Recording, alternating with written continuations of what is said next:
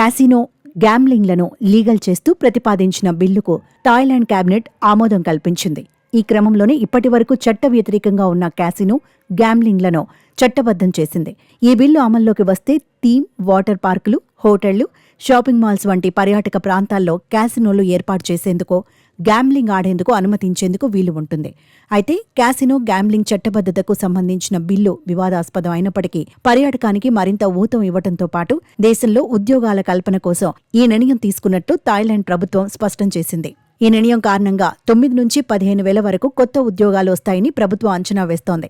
ఇక థాయిలాండ్లో ప్రభుత్వం నిర్వహించే గుర్రపు పందాలకు మాత్రమే ఇప్పటి వరకు అనుమతి ఉంది. కానీ థాయిలాండ్లో అక్రమ బెట్టింగ్ మాత్రం దేశవ్యాప్తంగా భారీ స్థాయిలో జరుగుతూనే ఉంది. ఇలాంటి అక్రమ జూదం సమస్యను పరిష్కరించడంతో పాటు ఆదాయాన్ని పెంచుకోవడం, థాయిలాండ్లో పెట్టుబడులను ఆకర్షించడం వంటి లక్ష్యాలతో తాజా నిర్ణయం తీసుకున్నట్లు థాయ్ ప్రభుత్వం వెల్లడించింది. అయితే 20 ఏళ్ల కంటే తక్కువ వయసున్న వారికి మాత్రం క్యాసినోలకు అనుమతి లేదని సమాచారం.